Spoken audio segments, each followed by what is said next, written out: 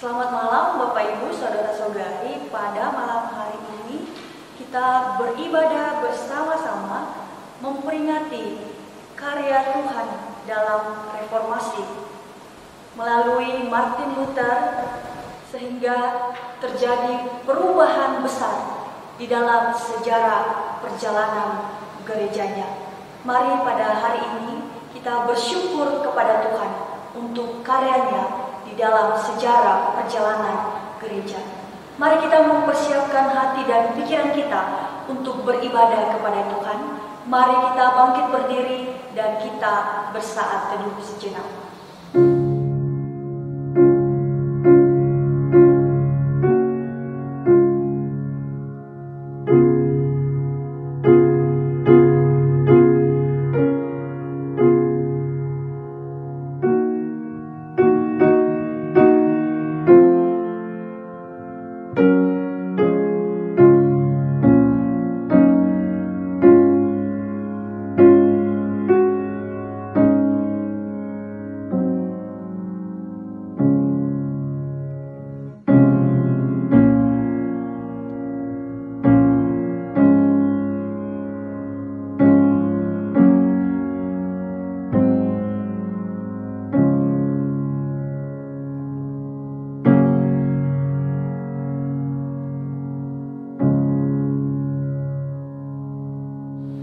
Ibadah kita pada malam hari ini kita mulai dengan satu keyakinan bahwa pertolongan kita adalah di dalam Tuhan yang menjadikan langit dan bumi.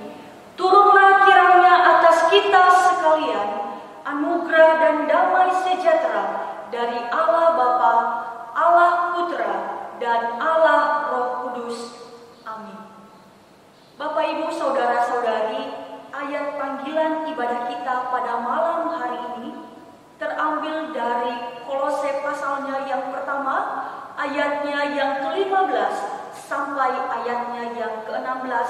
Firman Tuhan berkata, Ia adalah gambar Allah yang tidak kelihatan, yang sulung, lebih utama dari segala yang diciptakan, karena di dalam Dialah telah diciptakan segala sesuatu yang ada di surga dan yang ada di bumi, yang kelihatan dan yang tidak kelihatan, baik singgasana maupun kerajaan, baik pemerintah maupun penguasa. Segala sesuatu diciptakan oleh Dia dan untuk Dia. Bapak Ibu Saudara-saudari, mari kita bersyukur kepada Tuhan. Dan mari kita puji Dia untuk karyanya yang besar di dalam gerejanya. Kita menyanyikan pujian KPPK nomor 10, Nobatkanlah Raja. Oh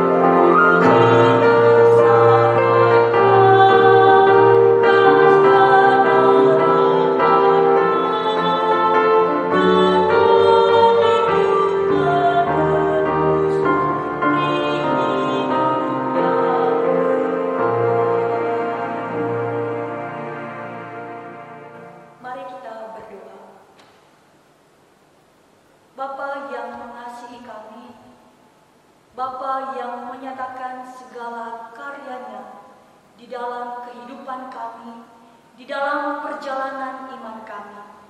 Kami bersyukur kepada Tuhan di dalam ibadah pada malam hari ini. Kami memperingati bagaimana Tuhan telah menyatakan kuasa yang begitu besar. Engkau telah menyatakan anugerah-Mu ya Tuhan di dalam sejarah perjalanan gereja. Ketika gereja gagal ya Tuhan, tetapi Engkau tidak pernah diam, Engkau tidak pernah tidur. Engkau memakai orang-orang yang setia di dalam firman-Mu untuk kembali membawa gereja-Mu ya Tuhan di dalam kebenaran-kebenaran-Mu.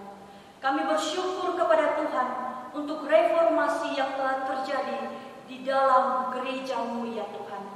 Bapa di dalam surga, biarlah juga kehidupan kami pun terus memaknai hidup yang telah anugerahkan kepada kami, menjadi berkat untuk sesama kami dan dipakai oleh Tuhan untuk menjadi alat-Mu. Kami bersyukur kepada Tuhan dan biarlah ibadah kami pada malam hari ini ya Tuhan menjadi ungkapan syukur kami ketika kami melihat ke belakang bagaimana perjalanan gereja Tuhan yang begitu luar biasa dan Tuhan tetap senantiasa menyertai. Terima kasih Bapa di surga. Di dalam nama-Mu kami telah berdoa dan kami bersyukur. Amin. Bapak Ibu Saudara-saudari dipersilakan duduk kembali. Pembacaan Mazmur pada malam hari ini terambil dari Mazmur 119 ayatnya yang pertama sampai ayatnya yang ke-7. Firman Tuhan berkata, "Berbahagialah orang-orang yang hidupnya tidak bercela, yang hidup menurut Taurat Tuhan.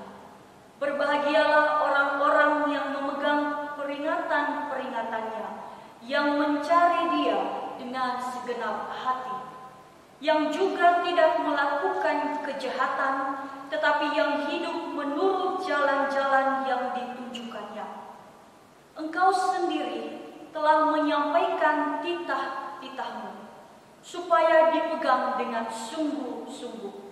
Sekiranya hidupku tentu untuk berpegang pada ketetapan-ketetapan-Mu, maka aku tidak akan mendapat malu. Apabila aku mengamati segala perintah-Mu, aku akan bersyukur kepadamu dengan hati yang jujur.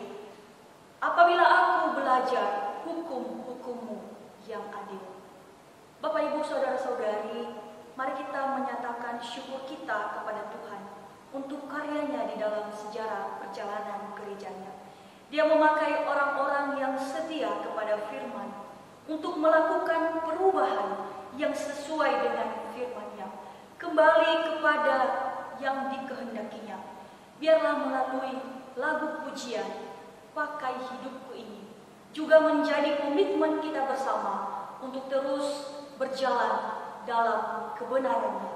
Dalam perjalanan iman kita, memberi hidup kita untuk dipakai menjadi alat di dalam tangan Tuhan, di dalam gerejanya, dan di dalam tugas panggilan kita masing-masing. Kita menyanyikan pujian KPPK 350, "Pakai Hidupku Ini." Oh,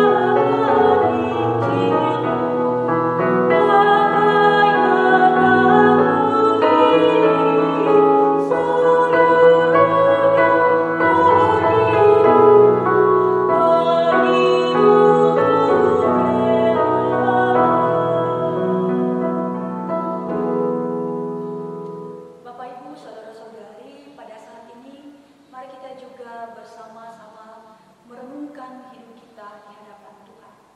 Mari kita bersama-sama mengakui kepada Tuhan bahwa sesungguhnya hidup ini tidak layak untuk memanggil namanya.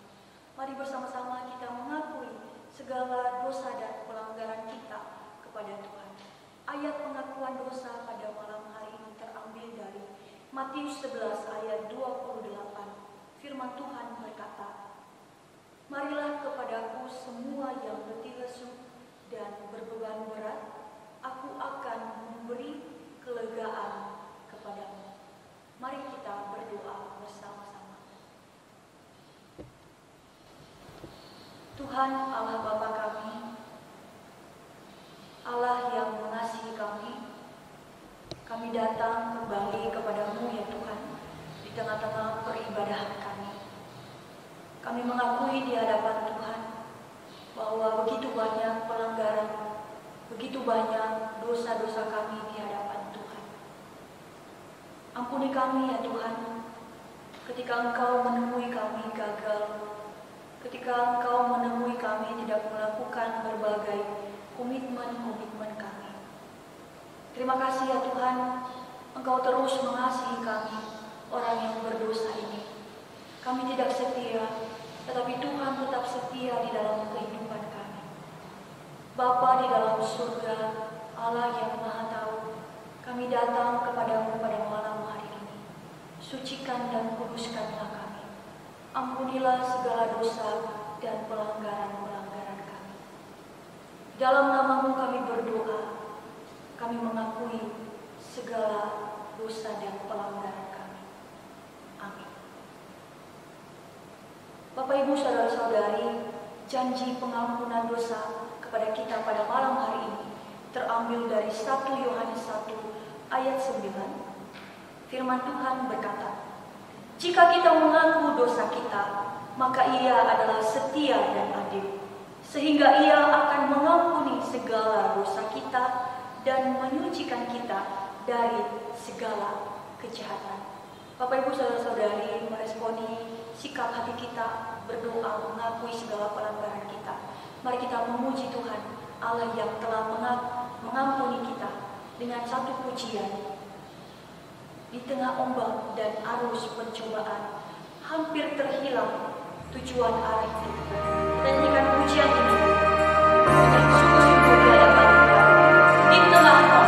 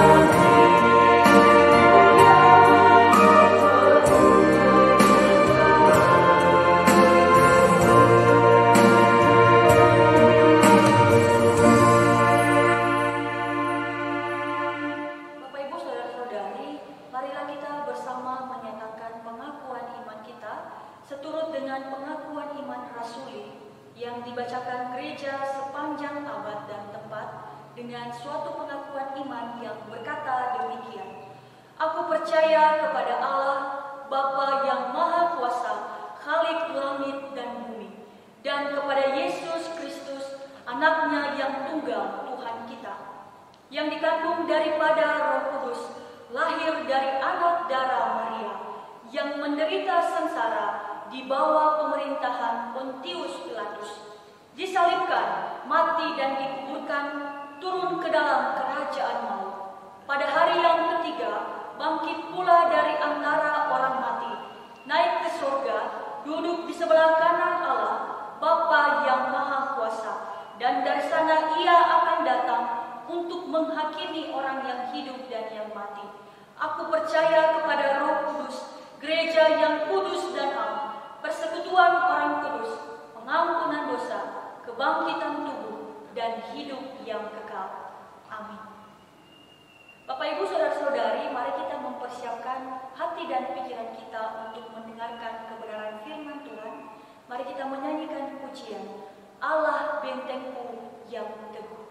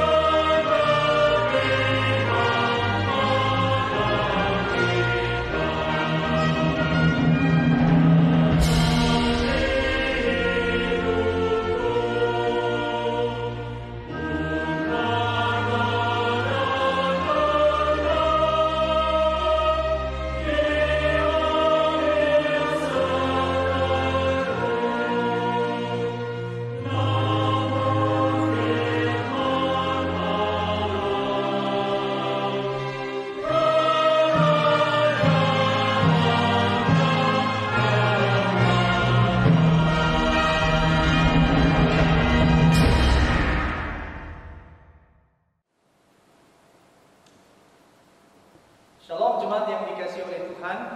Kita bersyukur bahwa pada hari ini 31 Oktober 2020 kita berkesempatan dan diberkati oleh Tuhan untuk beribadah bersama meskipun di rumah kita masing-masing.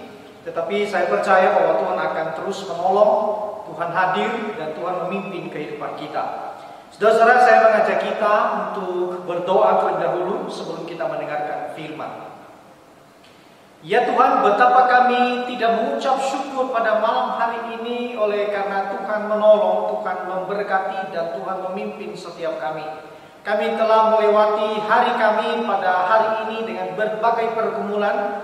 Namun satu hal yang kami percaya, Engkau hadir dan Engkau menolong dan menopang setiap kami.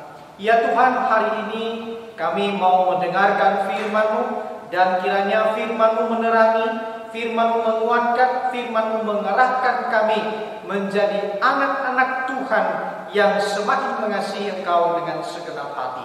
Kami bersyukur kepada-Mu Tuhan dan kami menyerahkan seluruh kehidupan kami dan waktu pemberitaan firman-Mu ini di dalam nama Yesus Kristus Tuhan dan Juru Selamat kami. Kami berdoa. Amin.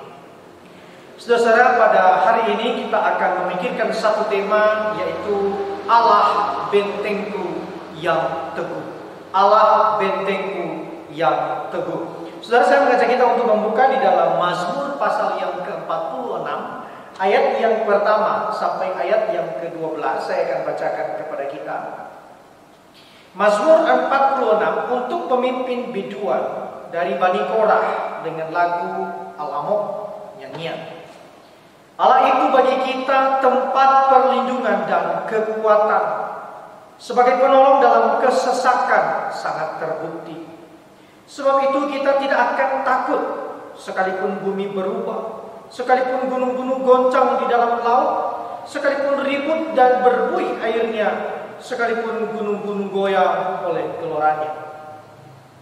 Kota Allah, kediaman yang maha tinggi, disukakan oleh aliran-aliran sebuah sungai. Allah ada di dalamnya. Kota itu tidak akan goncang. Allah akan menolongnya menjelang pagi.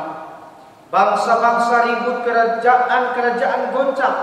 Ia memperdengarkan suaranya dan bumi pun hancur. Tuhan semesta alam menyertai kita. Kota benteng kita ialah Allah Yakub. Pergilah, pandanglah pekerjaan Tuhan yang mengadakan pemusnahan di bumi, yang menghentikan peperangan sampai ke ujung bumi, yang mematahkan busur panah, mengumpulkan tombak, membakar kereta-kereta perang dengan api. Diamlah dan ketahuilah bahwa Akulah Allah. Aku ditinggikan di antara bangsa-bangsa, ditinggikan di bumi. Tuhan semesta alam menyertai kita. Kota benteng kita ialah Allah Yakub. Saudara yang dikasihi oleh Tuhan, ada seorang pendeta kondang yang barangkali pernah kita dengarkan namanya, yaitu Joseph Packer. Saudara pernah memberikan nasihat kepada para pendengarnya.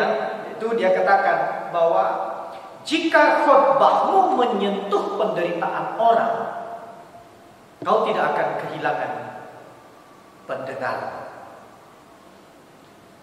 Jika khotbahmu menyentuh penderitaan orang, kau tidak akan kehilangan pendengar. Saudara, saya pikir kalimat ini tentu sangat masuk akal, bukan? Mengapa, saudara? Berbicara tentang penderitaan, maka penderitaan itu sesungguhnya menyeberangi rintangan budaya. Penderitaan itu menyeberangi rintangan bahasa, rintangan agama, rintangan ras, rintangan suku, rintangan miskin ataupun kaya. Ada di dalam penderitaan. Artinya, saudara, tidak ada orang di dalam dunia ini yang tidak menghadapi yang namanya penderitaan. Saudara, menangkap keadaan yang seperti ini, saudara, seorang pujangga kemudian berkata begini, bahwa tidak pernah pagi itu bergeser hingga kepada petang hari tanpa ada orang yang terluka. Saudara, sekali lagi menarik sekali kalimatnya, bahwa tidak pernah pagi hari itu bergeser kepada petang hari tanpa ada orang yang terluka. Artinya apa, saudara? bahwa luka ataupun duka adalah menjadi menu utama di dalam kehidupan manusia setiap harinya. Saudara-saudara, di pihak yang lain, kemudian ketika kita menangkap apa yang disampaikan oleh pujangga ini, kita bisa katakan begini saudara, bahwa justru juga penderitaan yang telah menjadi menu utama dalam kehidupan orang-orang menimbulkan empati satu dengan yang lain. Tidak saja juga menimbulkan empati saudara, tapi kemudian muncul sebuah pertanyaan yang sangat serius, yaitu soal keterkaitan Allah dalam kehidupan kita manakala kita berada di dalam penderitaan. Saudara, keadaan sulit dalam kehidupan kita, kehilangan pekerjaan, kita terluka karena difitnah oleh orang, kita disakiti orang-orang yang kita cintai, kita menjadi kecewa, kita kehilangan orang-orang yang kita cintai, atau sekumpulan-sekumpulan kisah-kisah yang lain yang kita bisa sebutkan sebagai sesuatu yang sulit dan menakutkan dalam kehidupan kita. Saudara, benar ia akan menggoncang iman kita. Bahkan lebih parahnya kadang-kadang saudara, ketika kemudian di tengah-tengah penderitaan, di tengah-tengah keadaan yang sulit itu, yang menggulung-gulung kita hingga membuat kita kehilangan akal, kehilangan harapan, kehilangan semangat di dalam menjalani hari kita, Allah tampaknya tidak bergerak dan tidak berbuat apa-apa. Pertolongan Allah tampaknya tidak seperti cahaya matahari saudara, terbitnya mentari tepat pada waktunya. Yang terjadi adalah seringkali kita rasakan itu, pertolongan Allah itu terlambat. Saudara, di dalam sebuah kesempatan tertentu, penulis Mazmur pasal yang ke-22 itu mengatakan, dan dia pernah berseru, di mana kehadiran Allah? Kenapa kemudian Allah meninggalkan dia? Saudara, Mazmur 46 ini berbeda. Mazmur 46 ini saudara merupakan mazmur yang justru menjamin dan menegaskan kepada setiap kita bahwa sesungguhnya dalam keadaan apapun, bahkan di dalam keadaan terjepit, terdesak pun sebetulnya Allah hadir, Allah datang untuk melakukan perkara dan memberikan kita kebebasan dan kemenangan. Itu sebabnya saudara, di dalam Mazmur 46 ini kita melihat bagaimana kemudian dia memulai mazmurnya dengan sebuah deklarasi, dengan sebuah pernyataan, dengan sebuah proklamasi saudara. Oleh karena apa? Dia telah merasakan dan dia ingin menegaskan bahwa Allah itu adalah kekuatan kita, adalah perlindungan kita, adalah penolong dalam kesesakan. Dan dia sangat terbukti.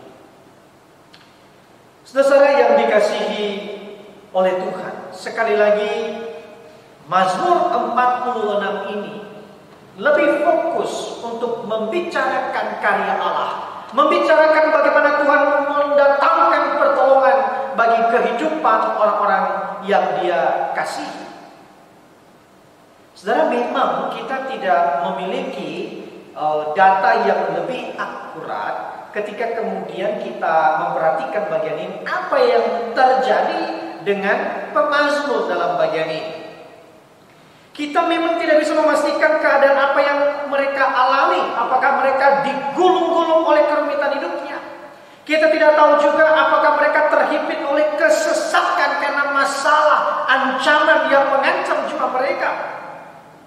Kita juga tidak mendapatkan informasi apakah mereka pernah pura-pura gila seperti yang dilakukan oleh Daud di hadapan Raja Akhis.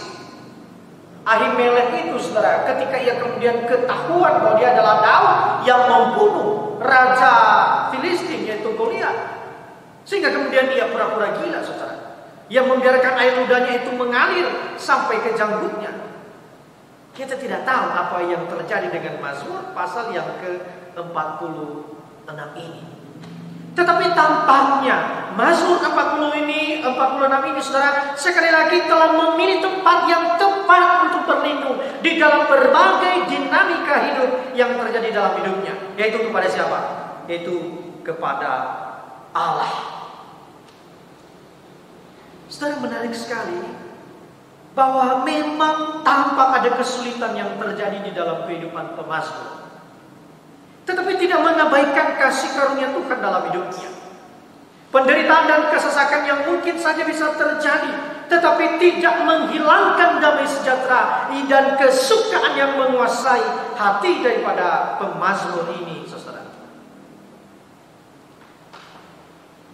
Saudara, pertanyaan kita kemudian ketika kita menelusuri ada satu hal. Apakah pemazmur ini sendirian atau tidak? Dan ternyata, saudara, dikatakan di sana bahwa mazmur ini dari Bani Korah. Saudara, Bani Korah adalah sekelompok orang yang menjadi anggota paduan suara pada zaman Daud. Dan itu keturunan Lewi, saudara. Lalu kemudian muncul di sana, saudara, dia katakan dengan lagu Alamon. Alamon itu bisa diartikan dia suara perempuan, saudara. Suara tinggi. Apa maksudnya ini, saudara? Suara tinggi ini menunjukkan daya tarik. Kita memberikan perhatian kepada suara itu. Di tengah-tengah hiruk pikuknya ada kemudian suara yang tinggi melengking. Lalu kemudian kita berpaling untuk memperhatikan, saudara. Artinya apa? Mazmur ini, saudara, harusnya mendapatkan perhatian kita, karena di dalamnya mengandung pengajaran yang sangat kental, yang sangat kuat, yang sangat penting dan sangat serius tentang Tuhan kita. Saudara, kemudian ketika dikatakan bahwa nyanyian ini dari Bani Korah, berarti mereka telah dan pernah menyaksikan bagaimana pertolongan Allah di dalam kehidupan bangsa yang kita kenal sebagai bangsa Israel. Saudara, memang ada begitu banyak penafsir kemudian menyetujui bahwa pemazmur 46 ini yang datang daripada Bani Korah ini, saudara, ada latar belakangnya ketika bangsa Israel, khususnya kota Yerusalem di bawah pimpinan Hizkia, mengalami ancaman daripada Raja Asyur, yaitu Sanherib. Saudara, Sanherib memberikan ancaman kepada Hizkia dan ia ingin menaklukkan kota Yerusalem. Saudara, menarik sekali di dalam ancaman-ancaman yang diberikan oleh Sanherib kepada Hizkia pada waktu itu, saudara, yaitu dia katakan bahwa katakan dan sebutkan kepadaku, wahai engkau Hizkia, bangsa mana yang dilepaskan oleh Allahnya, Baal mana yang melepaskan bangsanya dari tangkapanku, Baal mana yang melepaskan bangsa yang menghadapi aku. Saudara, bahkan di dalam bagian ini tampaknya, saudara, Sanherib ini mengancam Hizkia, bahkan seluruh masyarakat Israel pada waktu itu, untuk mengatakan bahwa Hizkia, Tuhan Allah daripada sesembahan Hizkia itu tidak akan mampu menyelamatkan engkau di bawah ancamanku, kata Sanherib. Saudara, menarik sekali ya, ketika terjadi perang pada zaman kuno, saudara, perang itu ternyata bukan sekedar penaklukan sebuah kota, bukan sekedar menaklukkan bangsa itu sendiri, tetapi di sini bermain soal keyakinan, kepercayaan. Itu sebabnya tadi kalau kemudian kita memperhatikan kisah ini, khususnya nanti saudara bisa baca di dalam 2 Raja-Raja pasal 18 sampai 19, ataupun 2 Tawarikh pasal yang ke-32. Di sana kita bisa menemukan, saudara, bahwa Sanherib itu membandingkan atau mengukir bahwa kekalahan sebuah bangsa ketika terjadi peperangan adalah kekalahan daripada Allah, sesembahan daripada bangsa itu. Saudara, artinya apa?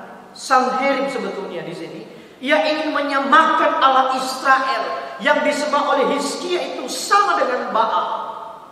Bahkan tidak saja menyamakan Allah Israel dengan Baal, saudara, tetapi ia merendahkan bahwa Allah Israel itu tidak mampu Israel, Yerusalem daripada ancaman Sanherib. Saudara-saudara, barangkali kita bisa membayangkan keadaan Hizkia pada waktu itu. Allah yang ia sembah itu diaibkan oleh orang yang tidak mengenal Allah yang bernama Sanherib. Tetapi apa yang terjadi, saudara, dengan kehidupan Sanherib itu?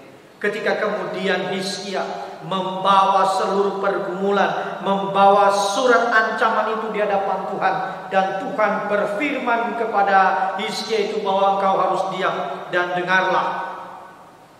Dengan angkuhnya, dengan sombongnya Sanherib itu, Allah berkata bahwa Allah akan memasang kelikirnya pada hidung daripada Sanherib itu, dan Allah sendiri akan memasang jerat bagi mulut daripada Sanherib itu. Saudara, dan apa yang terjadi dengan kehidupan Sanherib?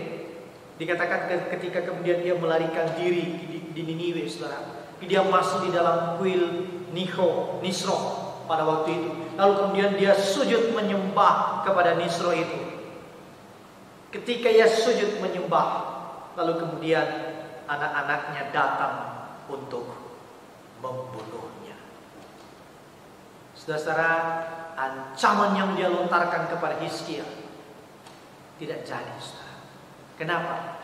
Karena ada pertolongan daripada Allah. Itu sebabnya, saudara, ketika kemudian kita yakini bahwa Mazmur 46 ini muncul dari Bani Korah yang telah menyaksikan bagaimana Allah menyelamatkan kota Yerusalem, saudara, maka kemudian dikatakan di sana bahwa ini adalah pernyataan, ini adalah proklamasi keputusan, kekokohan hati bahwa Allah adalah tempat perlindungan dan kekuatan, penolong dalam kesesakan, sangat terbukti.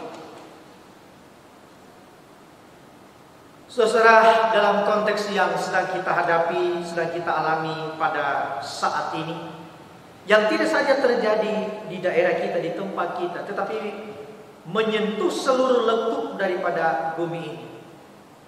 Dengarkanlah firman Tuhan yang menuntun kita untuk melewati hari-hari kita. Saudara, yang pertama, ketika kita kemudian memikirkan tema Allah adalah kota bentengku yang teguh, perhatikan di dalam ayat yang keempat, pasal 46 ayat yang kedua ini, saudara. Dia katakan di sana bahwa Allah adalah tempat perlindungan. Saudara, istilah kata perlindungan merupakan kata dalam terjemahan Ibrani itu diambil sebagai tempat persembunyian dari badai besar yang menghantam seseorang. Ya. Istilah perlindungan itu diambil dari sebuah keadaan tempat persembunyian dari badai hujan yang besar itu menghantam seseorang. Lalu kemudian, saudara, kata ini juga seringkali digunakan di dalam konteks peperangan. Sebagai apa, saudara? Sebagai alat perlindungan diri, seperti tameng, perisai, ya, ataupun batu besar yang kemudian menjadi tempat persembunyian daripada musuh. Saudara yang dikasih oleh Tuhan, dalam tulisan Perjanjian Lama pula kata ini digunakan kepada Allah. Seperti di dalam Mazmur tadi dikatakan bahwa Allah adalah tempat perlindungan.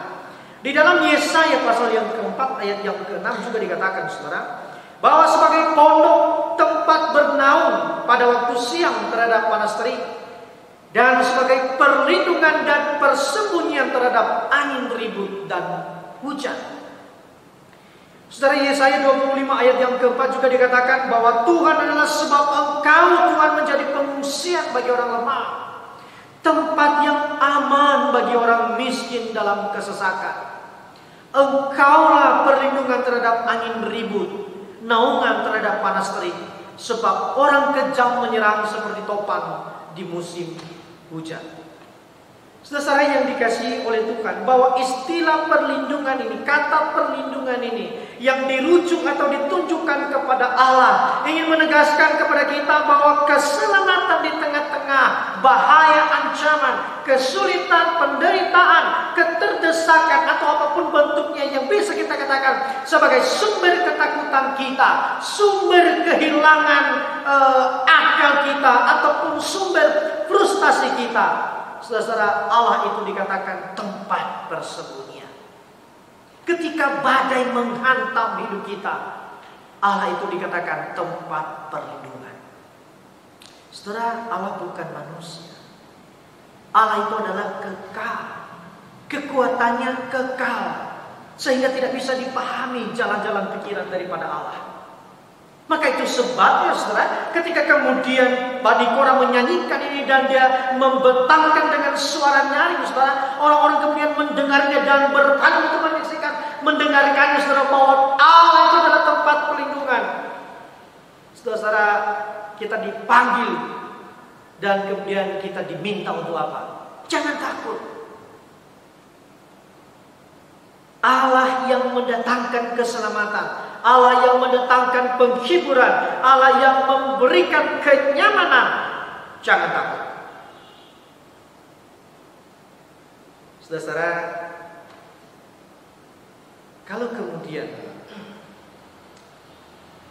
kita memperhatikan, saudara, ketakutan itu sebetulnya luar biasa sekali. Ketika dikatakan di dalam ayat yang ketiga, sekalipun bumi berubah, sekalipun gunung-gunung goncang di dalam laut, sekalipun ribut dan berbuih airnya, sekalipun gunung-gunung goyang oleh geloranya, jangan takut. Kenapa, saudara? Allah adalah tempat perlindungan kita. Saudara, ketika laut bergoyang, ketika gunung bergoyang, saudara, ini menjadi satu kekuatan yang sangat hebat sekali. Dan ini menunjukkan kepada kita, saudara, tidak ada tempat persembunyian. Ketika gunung itu bergoncang dan laut itu mengamuk, saudara, ini menunjukkan kita tidak punya tempat untuk berlindung kecuali di dalam Allah. Hal yang kedua, saudara, dikatakan oleh pemazmur dalam bagian ini bahwa Allah itu adalah kekuatan. Saudara, lagi-lagi di dalam bagian ini bahwa istilah-istilah yang digunakan oleh Bani Korah adalah istilah-istilah perang, saudara. Ya, istilah kekuatan itu ini bicara tentang bagaimana penciptaan itu dilakukan. Ini dikaitkan dengan bagaimana Allah berkuasa, punya kekuatan melakukan penciptaan atas alam semesta. Dari yang tidak berbentuk menjadi ada bentuknya, dari gelap ada terangnya, saudara. Ini menunjukkan kepada kita, saudara, bahwa di dalam keadaan-keadaan yang gelap dalam kehidupan kita, Allah itu adalah sumber kekuatan, Allah adalah sumber terang yang mengatur, yang mengerjakan segala sesuatu itu sehingga mendatangkan kebaikan di dalam kehidupan kita. Saudara, atribut kekuatan itu yang diberikan kepada Allah, saudara, ini sangat serius dan fundamental di dalam iman kita. Oleh karena apa, saudara? Justru karena Allah itu kuat, saudara, kita bisa berlindung kepadanya. Saudara, seorang penafsir kemudian mengaitkan istilah Allah adalah kekuatan ini dengan ayat yang ke-5 sampai ayat yang ke-8. Saudara, dikatakan bahwa Allah adalah kekuatan kita. Itu bukan sekedar identitas atau atribut yang diberikan kepada Allah, dan itu bukan sifatnya pasif, tetapi ini aktif, tampak kepada kita. Ketika kemudian dikatakan bahwa kota Allah, kediaman yang maha tinggi, disukakan oleh aliran-aliran sebuah sungai. Saudara, aliran-aliran sebuah sungai dalam bagian ini lebih merupakan simbol, gambaran tentang apa, saudara? Gambaran tentang restorasi, gambaran tentang ketentraman, gambaran tentang kenyamanan. Saudara, kalau kemudian kita membaca di dalam Kejadian pasal yang kedua, ayat yang ke-10, saudara, ketika kemudian ada masa penciptaan di sana, saudara, dikatakan bahwa Allah itu ditempatkan di sebuah taman yang sangat ideal, saudara. Taman yang sangat ideal itu dikatakan, saudara, ada satu sungai yang mengalir dari Eden untuk membasahi taman itu, dan dari sungai itu terbagi menjadi 4 cabang. Saudara, yang pertama adalah namanya Pison, yakni yang mengelilingi seluruh tanah Hawilah, tempat emas ada, dan emas dari negeri itu baik. Juga di sana saudara dikatakan ada damar bedola dan batu krisopras. Saudara tahu batu krisopras itu? Saudara, batu itu pernah disebutkan di dalam Wahyu pasal yang ke-19 ketika menceritakan tentang Yerusalem baru. Saudara, di sana dikatakan bahwa lantainya, dinding-dindingnya itu salah satu bahan yang digunakan di sana adalah batu krisopras. Saudara, apa maksudnya bagian ini kepada kita? Bahwa sekali lagi kekuatan Allah memberikan kita harapan. Bahkan ketika dunia mengamuk, bangsa-bangsa menjadi ribut, kerajaan-kerajaan goncang, saudara, justru Allah menciptakan harmoni, justru Allah menghadirkan ketenangan, justru Allah menghadirkan sukacita, damai sejahtera yang tidak bisa dibeli oleh dunia ini, dan Allah memberikannya kepada setiap kita. Saudara, Allah bersama-sama dengan kita di dalam melewati hal-hal yang sulit dalam hidup ini. Saudara, yang ketiga, yaitu Allah adalah penolong dalam kesesakan. Saudara, 3 kata penting yang bisa kita perhatikan dalam bagian ini: penolong, kesesakan, sangat terbukti. Saudara, ini menunjukkan sebetulnya bahwa Allah itu cekatan, Allah itu terlalu piawai di dalam melakukan pertolongan kepada kita. Bahkan di sana dikatakan, saudara, sangat terbukti. Dalam bahasa asli itu, saudara, dia menggunakan nifil.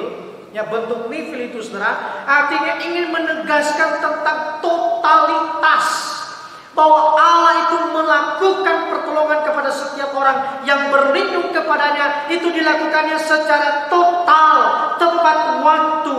Maka pemazmur Bani Korah itu katakan, saudara, sangat terbukti pertolongan Allah itu di masa-masa kesesakan.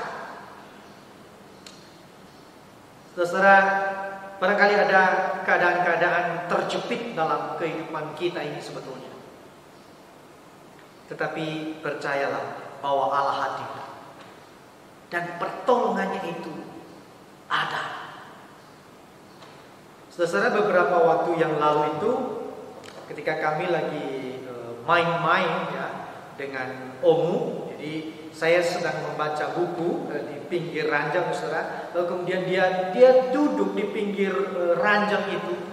Lalu kemudian, saudara, tiba-tiba dia mungkin lupa kalau dia duduk di pinggir lantai, di pinggir ranjang, saudara. Lalu kemudian dia terjungkal, saudara. Dan pada saat itu langsung refleks sekali kaki saya untuk menahan dia, sehingga kemudian dia tidak terjatuh. Saudara, mungkin ia tidak tahu dan tidak melihat bagaimana kecepatan gerakan saya pada waktu itu.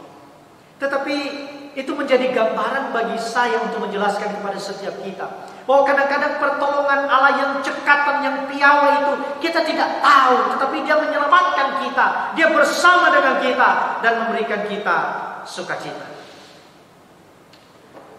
Saudara, ketiga atribut ini, Allah adalah perlindungan, tempat perlindungan, Allah adalah kekuatan, Allah adalah penolong dalam kesesakan, yang sangat terbukti, saudara, sebetulnya disimpulkan oleh Bani Korah, penulis Mazmur ini, saudara, bahwa Allah itu Immanuel, Allah itu menyertai kita. Saudara, istilah Allah semesta alam itu sebetulnya itu menggunakan bahasa bahwa Allah itu pahlawan perang yang selalu mendatangkan kemenangan. Allah beserta dengan kita, Allah menyertai kita. Saudara, saya pikir istilah Immanuel itu lekat dengan pikiran kita. Itu bicara tentang Kristus yang bersama-sama dengan kita. Kristus itu memberikan kemenangan. Ia menyelesaikan sesuatu yang tidak bisa kita selesaikan di hadapan Allah. Saudara, penghukuman Allah atas dosa kita sesungguhnya menjadi badai yang sangat menakutkan di dalam hidup kita. Penghukuman karena dosa yang datang daripada Allah, murka Allah itu merupakan badai yang mematikan, saudara. Dan masalahnya, cilakanya, saudara, di hadapan badai murka Allah itu, satu pun di antara kita tidak ada yang bisa terhindari. Penghukuman Allah itu menjadikan kita orang durhaka, orang yang menerima, layak untuk menerima murka Allah. Allah akan membalas dan layak membalas setiap perbuatan kita. Saudara, Alkitab itu berkata bahwa kita justru menimbun murka Allah atas hidup kita. Dan tidak ada satupun yang lulus daripada hukuman Allah. Maka, saudara, Allah yang Immanuel, pahlawan perang itu, saudara, yang justru menyelesaikan segala keadaan itu bagi kita. Rasul Paulus berkata, ketika kemudian yang menjerit-jerit, bahkan mungkin memukul-mukul dirinya untuk melihat bahwa aku ini adalah manusia celaka, karena begitu kuat pengaruh dosa dalam hidupnya, ia tidak bisa mengharapkan pertolongan dari pihak manapun, saudara, karena ia ada di bawah ancaman hukuman Tuhan.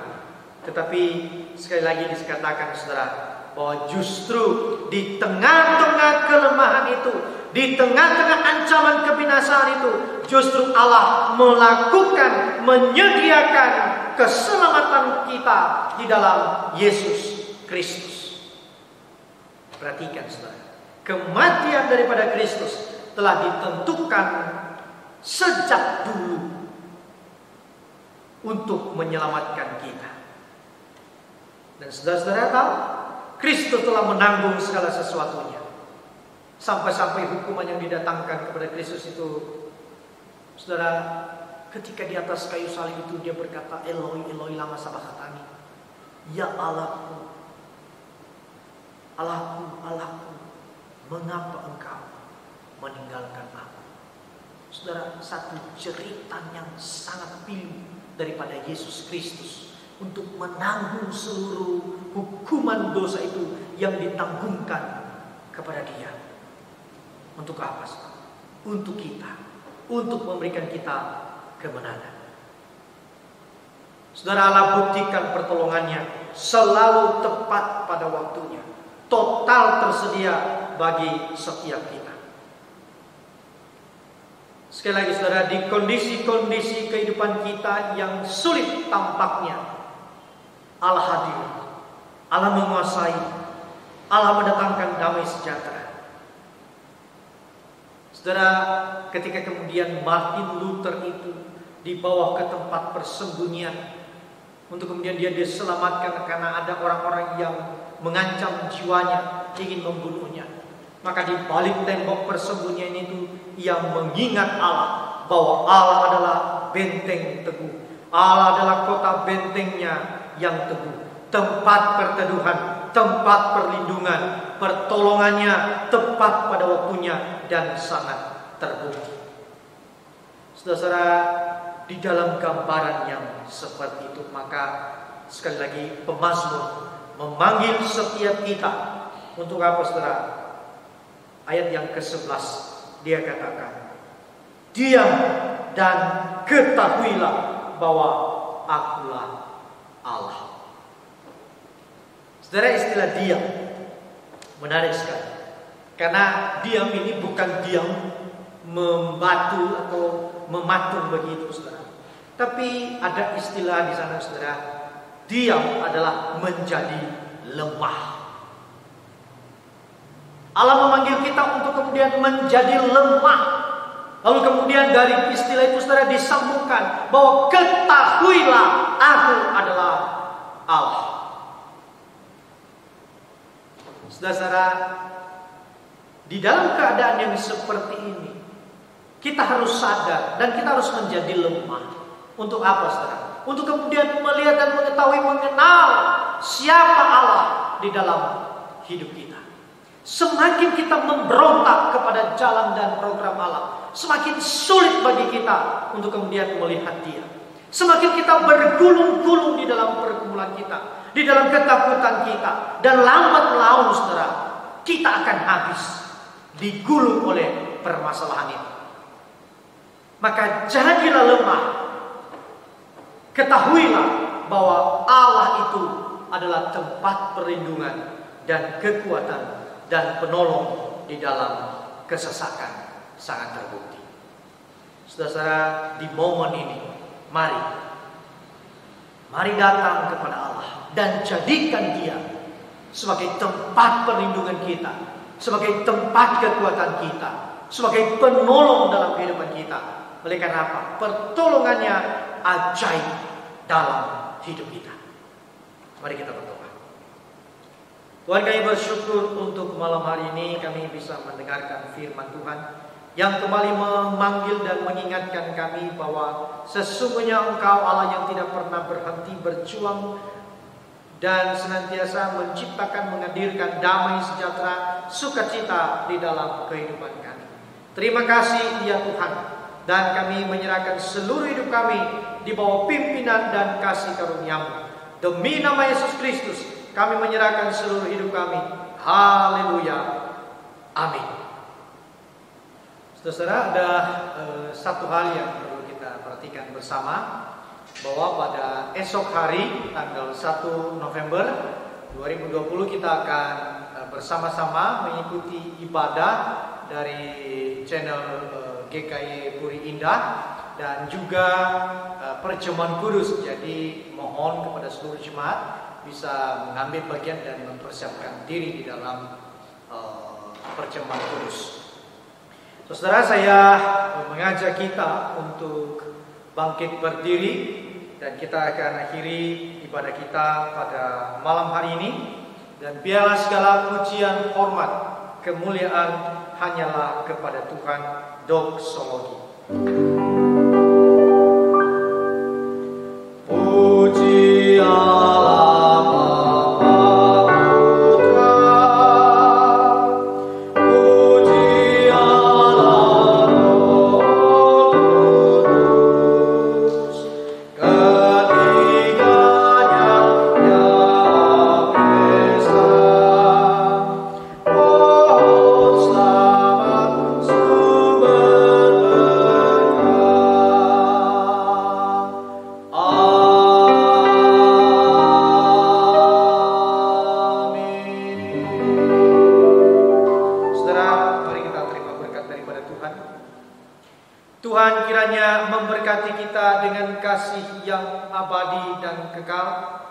Dan kiranya kelegaan di dalam Yesus Kristus senantiasa hadir dalam kehidupan kita. Dan pertolongan daripada Allah Roh Kudus menuntun kita untuk terus berharap dan mengandalkan Tuhan saja di seantero kehidupan kita. Mulai pada hari ini sampai kita berjumpa dengan Kristus Yesus Allah kita. Haleluya. Amin.